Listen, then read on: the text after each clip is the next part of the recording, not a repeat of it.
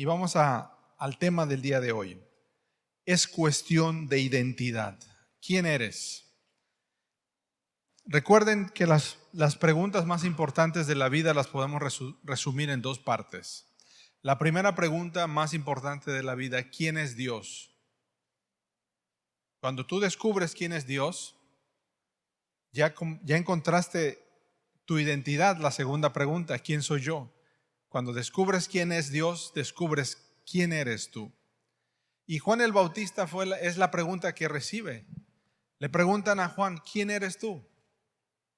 ¿Quién dices que eres? Y él niega tres declaraciones. Hay tres declaraciones donde él dice: esta persona yo no soy. Pero hay una identidad clara que él tiene. La pregunta del Evangelio de Juan nos va a preguntar: ¿quién es Jesús? Y si ustedes se dan cuenta, cuando lean el Evangelio de Juan, Jesús mucho usa esa palabra o esa frase: yo soy. ¿Se acuerdan de algún yo soy de Jesús en el Evangelio de Juan? Yo soy el camino, la verdad y la vida. También dice: yo soy la resurrección, yo soy la vid verdadera. Entonces las preguntas de quién es Dios y quién soy yo están muy relacionadas. Y a través de Juan el Bautista, en este pasaje, Juan 1, 19 al 28, vamos a descubrir quiénes somos nosotros. Descubriendo quién es Juan el Bautista, descubrimos también quiénes somos nosotros, ¿verdad? Y yo quiero que me acompañen a descubrir quiénes somos a través de la identidad de Juan el Bautista. Y vamos a inclinar nuestro rostro y vamos a orar. Ore por mí. Pida ahí en su lugar: Señor, usa al pastor. Llénalo de tu espíritu, que nos comparta la palabra y esta palabra pueda ser sustanciosa, benéfica para nuestra vida. Nos alegramos de estar en este día de reposo juntos para recibir tu palabra. Habla, que tus siervos oyen. Te lo pedimos, Padre Celestial, en el nombre de Jesús. Amén. Para aquellos nuestros invitados, aquí en nuestro boletín encontramos el sermón como un bosquejo con espacios en blanco que vamos a ir llenando, y a través de la pantalla vamos a encontrar las respuestas. Espero no poner muchas respuestas en blanco para que usted no se distraiga y pregunte: ¿qué pasó? No se distraiga, sino continúe dándole seguimiento al mensaje. ¿Cuál es el engaño más grande respecto a nuestra identidad? Hemos sido engañados y creemos que lo que hacemos, que lo que sentimos o lo que tenemos determina o define quiénes somos. Te preguntan: ¿quién eres? Y tú dices: yo soy un taxista, soy un albañil. No, ese es tu oficio, ¿sí? Soy ama de casa, soy padre de familia. Esa es una posición dentro de la sociedad, ¿verdad? Pero no determina tu identidad. También puede ser que tú no tengas muchos bienes económicos y dices: yo no soy nadie. O puede ser que tengas muchos bienes económicos y piensas que eres alguien, no siendo nadie también. A veces pensamos que lo que sentimos, o creemos que lo que sentimos determina quiénes somos. A veces sentimos depresión, tenemos tristeza, tenemos soledad, y pensamos que esos sentimientos son los que nos definen quiénes somos. Para entender un poquito más cómo funcionamos, el ser humano es espiritual y físico. Tenemos una vida espiritual y una vida física. Y la vida física podemos dividirla de una manera muy sencilla en tres partes. La vida física es la unión de nuestro cuerpo con nuestro ser interior. Tenemos un cuerpo y nuestro ser interior lo podemos dividir en tres partes. La primera parte es nuestra mente. La mente nos permite pensar. La segunda parte de nuestro ser interior son las emociones.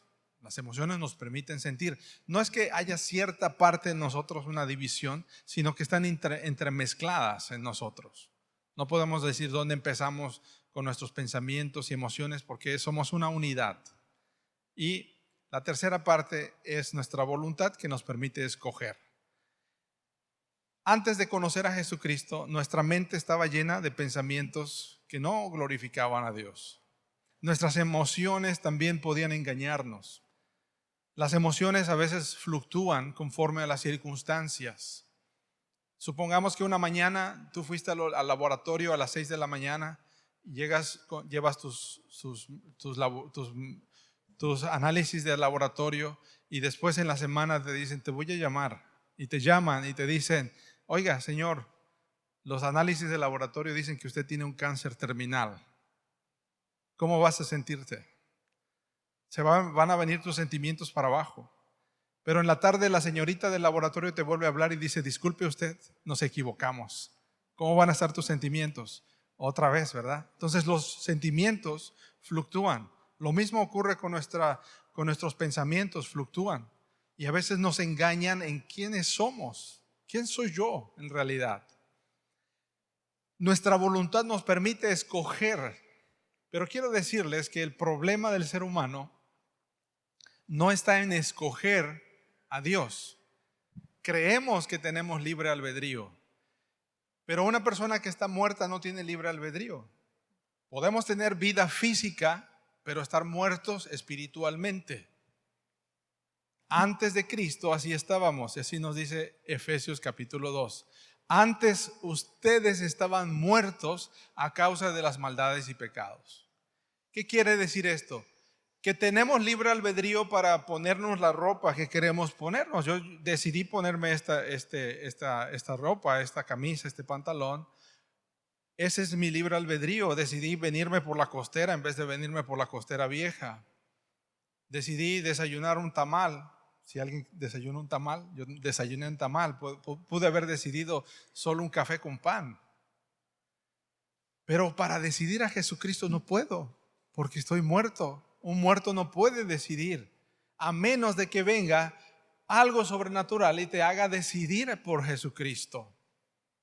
Es como esta vida interior es reactivada y podemos decir, tengo vida física, vida biológica, pero también tengo vida espiritual.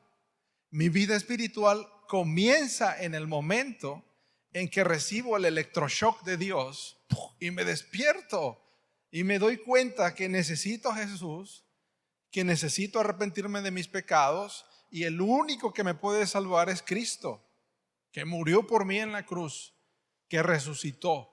Y entonces lo que ocurre en mi mente, empiezo a reprogramar mi mente con la palabra de Dios. Me permite pensar. Pero antes mis pensamientos eran de muerte, de alejarme de Dios. Ahora, por mi voluntad, que ha sido renovada por Jesucristo, puedo reprogramarme. Mis sentimientos no me van a engañar. Puede ser que mis sentimientos fluctúen, pero lo que se sobrepone es cuando leo la Biblia, las promesas de Dios están más arriba que los sentimientos. Puede ser que tengo un cáncer, puede ser que tengo una situación económica muy difícil, pero la palabra de Dios hace que mis emociones no estén fluctuando, sino me aferro a una promesa, aunque mis sentimientos me estén engañando. Es lo que ocurre con Cristo. Cuando conocemos a Cristo, leemos en Efesios, la primera parte, de que estábamos muertos, pero dice, Dios, que es tan rico en misericordia, nos amó con un amor tan grande que nos dio vida. Ahí está, empieza la vida espiritual. Hay dos clases de vida que aparecen aquí en la Biblia. Bios, la vida biológica, aquellos que estudian biología, las ciencias de la vida, ciencias de la tierra, encuentran bios, es la vida biológica. Pero la vida de la que habla Efesios versículo número 5, que nos dio vida, es Zoe. Zoe es la vida abundante, la única vida que puede darnos Cristo. Dice que con Cristo nos dio vida cuando estábamos muertos. ¿Por qué estábamos muertos? Por nuestros pecados, porque lo heredamos de Adán y Eva. En el momento que Adán y Eva tomaron la única decisión mala que ellos podían tomar, la muerte entró a toda la humanidad. Así que heredamos la naturaleza pecaminosa de Adán. Se dan cuenta, en el huerto de Edén, Adán y Eva solo tenían que hacer una decisión mala y millones de decisiones buenas. Ahora nosotros nos encontramos partidos tratando de hacer decisiones buenas y malas continuamente, en herencia de Adán y Eva. ¿Qué le dirías a Adán si lo vieras? ¿No has pensado, ay Adán, ¿por qué lo hiciste? Pero yo sabe que cuando yo vea a Adán en el cielo nuevo y la tierra nueva, le voy a decir, gracias Adán, porque sin ti no hubiera conocido a Cristo. ¿Sí? Adán fue el hombre perfecto en el huerto perfecto con la mujer perfecta, pero la decisión equivocada hizo que nosotros heredáramos esa naturaleza pecaminosa caída, que Jesucristo restaura. ¿Estamos bien hasta este momento? En cuanto a quiénes somos, y vamos a ir descubriéndolo a través de Juan el Bautista. Ya después de esta pequeña reflexión, vamos al número 1. Número 1, Juan no es el Cristo ya que no tiene la capacidad para salvar. Le preguntan, confesó y no negó, sino confesó, yo no soy el Cristo. Llega una delegación preguntando, Juan está en el río Jordán. Y una delegación del Sanedrín, que era como el Consejo Supremo de Ancianos de la ciudad, dicen, hay un predicador, viste con pelo de camello, tiene un cinturón de cuero y come langostas y miel silvestre. Bueno, no langostas de las de buzos, ¿no? De los mariscos, ¿no? Langostas son chapulines, ¿sí? No piense, Juan el Bautista comía bien, ¿no? Comía langosta, comía chapulines, insectos, como parte de una dieta de un ayuno continuo. Entonces Juan el Bautista está en el desierto y la gente de todas las ciudades sale para ser bautizados en el río Jordán. Entonces esta comunidad, esta delegación tiene que indagar quién es él. Y la primera pregunta es, ¿eres tú el Cristo? ¿Por qué le preguntan si él es el Cristo? Los romanos tienen el control de la tierra de Judea. Ningún descendiente de David está en el trono. El que está en el trono es Poncio Pilato. Poncio Pilato controla ahí. Y Poncio Pilato es romano, no es judío. La expectativa de los israelitas era que un descendiente de David tomaría el trono de nuevo y restauraría el reino de Israel. Las 12 tribus de Israel, como en el tiempo de David, como en el tiempo de Salomón, llegaría este Mesías. La palabra Mesías es en hebreo para ungido. La palabra Cristo es la misma palabra que Mesías, ungido, para determinar aquel descendiente de David, que era el rey que debía tomar el trono. ¿Por qué ungido? Porque tomaban una botella, un recipiente de aceite y lo derramaban sobre la cabeza de este hombre, diciendo, tú eres el ungido, tú eres el rey, tú eres el que nos va a gobernar, tú eres el que va a jalar el ejército, va a derrotar a los enemigos y va a instaurar un reino de paz, de justicia y de prosperidad. Y le preguntan a Juan, ¿eres tú el Mesías? ¿Y qué dice él? No. ¿Por qué? Porque él no tiene la capacidad para salvar. Esto viene también a nosotros. No tenemos la capacidad para salvar. La salvación viene de afuera. Salmo 121, lo vamos a estudiar en el tiempo con Dios. Salmo 121, alzaré mis ojos a los montes. ¿De dónde vendrá mi socorro? ¿Por qué decía el Salmo 121 eso? Porque Jerusalén está rodeada de montes. Y cuando venían los ejércitos, los rodeaban y los sitiaban y miraban al monte a ver si venía un ejército a salvarlos. Y no venían los ejércitos a salvarlos. El socorro viene de Dios. El auxilio, la ayuda viene de Dios. Juan no es el Cristo porque no tiene la capacidad para salvar. Lo mismo ocurre con nosotros. Vamos a una librería, aprendemos videos de YouTube para encontrar autoayuda. Tú puedes, ándale, échale ganas. Todos los mensajes positivos, decláralo, confiesa lo que tú sí puedes. ¿Sí? Que la ley de la atracción. ¿Qué dice la ley de la atracción? Desea lo bueno para que te venga lo bueno, ¿verdad? Pero déjeme decirle que es una mentira eso de la ley de la atracción. Es una mentira. No puede salvarte. ¿Sí? Jesucristo hizo el bien y murió crucificado. Job fue bueno y le fue mal.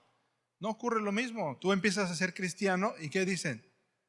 Desde que empiezan a venir a la iglesia, tus problemas llueven y llueven y llueven. ¿Qué dicen? Mejor deja de ser cristiano. ¿Te ha pasado eso? Bienvenidos, porque la salvación viene de afuera. Para que dependamos que la salvación y recordemos que la salvación viene de afuera, que es de Jesucristo. Número 2, Juan no es Elías, ya que no tiene la capacidad para hacer obras sobrenaturales. Le preguntan a él, ¿eres tú Elías? Y siempre nos conectamos al Antiguo Testamento. ¿Por qué Elías, hermanos? En el libro segundo de Reyes, mire aquí este cuadro que encontré. El profeta Elías se parece a Juan el Bautista, bueno, a la inversa. El profeta Elías vestía con pelo de camello y vivía una vida muy frugal. Vivía en el desierto. Y un día, dice las Escrituras en Segundo de Reyes, capítulo 2, versículo 11, dice, aconteció que yendo ellos, es decir, él y el profeta Eliseo, su discípulo, un carro de fuego con caballos de fuego los apartó a los dos y Elías subió al cielo en un torbellino. Mire qué ocurrió. Hay dos personas en el Antiguo Testamento que no han muerto. El primero se llama Enoc, es de los patriarcas, de los que vivían muchos años. Este patriarca Enoc vivió 365 años y un día desapareció, se fue. Y dice la Biblia que se lo llevó Dios. Él no murió, Enoc. El segundo que no muere es Elías. Elías no muere, sino que está caminando junto al río Jordán. Viene un torbellino, unos carros de fuego y lo arrebatan y se lo llevan. Desaparece. Entonces, la expectativa de los israelitas del tiempo de Jesús es que Elías vendría otra vez. Y cuando llegó Juan el Bautista, hicieron la relación, mira, se viste con pelo de camello, cinturón de cuero. Entonces lo que ocurre es que Elías regresó. ¿Sabe qué hizo Elías? Elías oró y no cayó la lluvia por 3 años y medio. Porque la tierra se prostituía tras Satanás. Tenían una estatua de un Baal, de un toro con cuernos, que le tenían que dar sacrificios humanos. Y toda la tierra se prostituyó tras esos dioses paganos. Entonces Elías ora para que la tierra se arrepienta, para que el pueblo se arrepienta. 3 años y medio sin lluvia. Y después vuelve a orar y la lluvia vuelve a caer sobre la tierra. Y cuando cae la lluvia, él convoca a aquellos adoradores de Baal para que hagan un sacrificio. Elías restaura el altar, pone el sacrificio y el holocausto, como hemos aprendido en el libro de Levítico, corta las piezas y la pone y le echa agua y agua, se moja de tal manera la leña, la piedra y las piedras del altar, que es imposible que se prenda de fuego. Y aquellos sacerdotes de Baal están ahí clamando, cortándose ensangrentados, sajándose con cuchillos, y Baal nunca les respondió. Entonces Elías ora y cae fuego del cielo y consume el holocausto. Elías tenía la capacidad de hacer obras sobrenaturales, cerrar el cielo para que no lloviera, hacer que el fuego caiga del cielo y otras obras sobrenaturales que hizo él. Bueno, Juan el Bautista no es Elías. No tiene la capacidad para hacer obras sobrenaturales. Lo mismo ocurre con nosotros. Necesitamos un milagro. ¿Sí o no necesitamos un milagro? Sí, pastor, un milagro en mi economía, que me aparezcan 50,000 pesos en mi cuenta bancaria. Sí, estamos orando por milagros. Señor, cámbialo, cámbialo.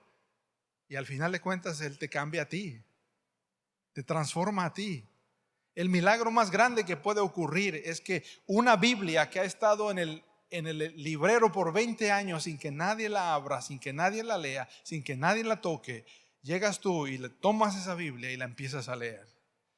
Y la empiezas a entender y empiezas a vivir la Biblia. Ese es un milagro, esa es una transformación. Le preguntan, ¿eres tú Elías? Dices, no, no tengo la capacidad de hacer esos milagros. Vienen de Dios. Son milagros de Dios, transformación sobrenatural. Y es lo que Dios está haciendo contigo. No es Elías, no es el Cristo, no es el Mesías. Y le viene la tercera pregunta. Bueno, antes de pasar, Juan el Bautista tiene dudas de si Jesús es el verdadero Mesías. Y manda a 2 de sus seguidores, y vayan y pregúntenle, ¿eres tú aquel que habría de venir o esperaremos a otro?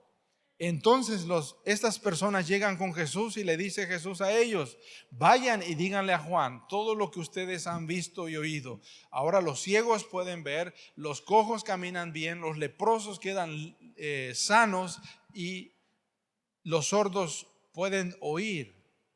Los que estaban muertos han vuelto a la vida y a los pobres se les anuncia la buena nueva de salvación. Estos son los milagros que solo Jesucristo puede hacer. Una sanidad por fuera y por dentro también. Número 3. La otra pregunta, ¿eres tú el profeta? Y la respuesta de Juan es, Juan no es el profeta, ya que no tiene la capacidad para revelar un mensaje nuevo. Juan no tiene un mensaje nuevo. Acuérdese, mi hermano, un profeta no es aquel vidente que mira el futuro. El profeta en la Biblia es aquel que toma el mensaje antiguo y lo aplica para la vida diaria. Ese es el mensaje del profeta, no es un mensaje nuevo. De hecho, lo que está diciendo Juan el Bautista es una profecía de Isaías, 700 años antes. La expectativa era que vendría un segundo Moisés. Recuerden, Moisés subió al monte de Sinaí. Ahí que recibió, hermanos, las tablas de la ley, los 10 mandamientos. Entonces Moisés en Deuteronomio dice, el Señor su Dios hará que salga entre ustedes un profeta como yo y deberán obedecerlo. La comisión investigadora de Jerusalén llega a Juan y le pregunta, ¿eres tú entonces el profeta? Y él dice, yo no soy el profeta, mi mensaje no es nuevo. Entonces nos queda la duda, si no es el Cristo, si no es el Elías, si no es el profeta, entonces ¿quién es él? ¿Quién es él? Y esta es la respuesta. La verdadera identidad de Juan el Bautista, Juan es la voz. Juan es una voz que hace un llamado al arrepentimiento. Juan es el eco, podemos así decirlo. Juan es un eco. O para decirlo de otra manera, Juan es el radar satelital del pronóstico del tiempo. ¿Cómo podemos ver eso? Imagínense que estamos aquí y viene una tormenta categoría 5 a 250 kilómetros por hora para azotar Acapulco. ¿Qué pasaría? Ocurriría lo que en Paulina en 1997. Más de 400 muertos, más de 300,000 personas sin hogar, inundaciones, carreteras rotas, ríos desbordados. ¿Por qué? Porque no hubo una voz que dijera, ay pueblo de Acapulco, prepárense, llega Paulina con 250 kilómetros por hora de vientos y ráfagas y lluvias. Más de 450 mililitros de lluvia en toda una noche. No estamos listos para recibir tanta cantidad de lluvia. ¿Qué es Juan? Juan está conectado, él tiene el radar satelital, está viendo desde arriba todo el panorama. Y se conecta y dice, yo soy la voz, soy el pronóstico del tiempo. Viene Jesucristo, preparen el camino. Fíjese cómo dice el profeta Isaías. Isaías 43:5.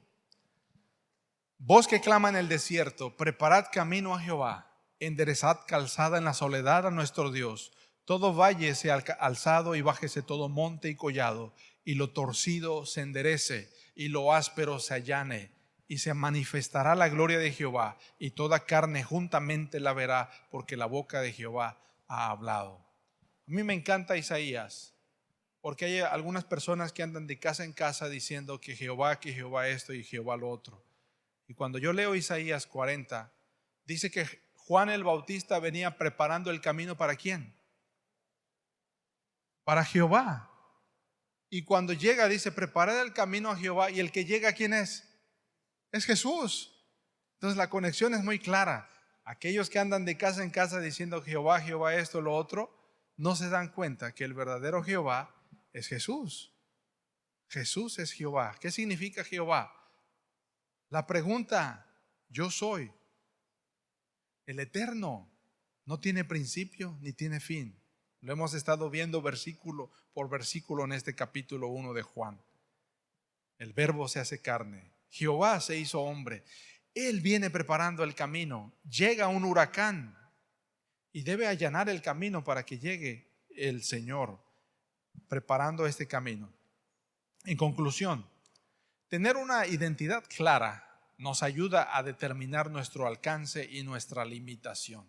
Entonces, Él no es el Mesías, Él no es Elías, Él no es el profeta. Es una voz nada más. Es el eco de lo que está escuchando con Dios. Fíjese que nuestra relación y nuestra identidad están directamente ligadas en nuestra conexión con Dios. Encontramos nuestra identidad en Dios y nos conectamos con Dios y entonces sabemos quiénes somos. Él tiene una identidad clara. Vamos a dividir esta conclusión en 3 partes. Primera parte, sabe claramente que su trabajo tiene un aspecto externo. Juan se le llama el Bautista porque él bautiza con agua. Bajan al río Jordán y la gente en la multitud llega a que él los bautice. Y dice C.S. Lewis en una cita muy interesante en donde dice que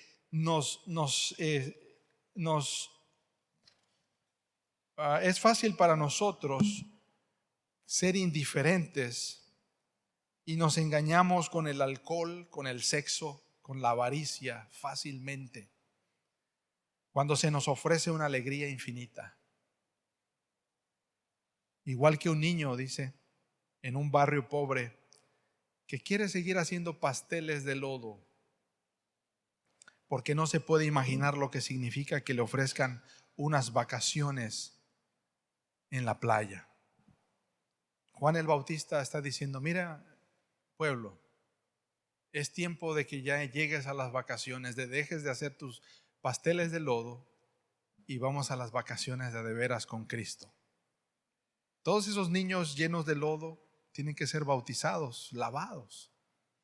Y es lo que hace Juan el Bautista, algo externo, un lavamiento externo que es la señal de una transformación interna, que se llama arrepentimiento. La palabra arrepentimiento en griego es metanoia, cambio de nuestra forma de pensar. Y la palabra en hebreo es shup, dar la vuelta en U. Se bautizan porque dice, ya estamos cansados de hacer pasteles de lodo y estamos todos llenos de lodo por fuera. Vamos a tomar un paso para seguir a Jesucristo. Y esa habla de una transformación interna.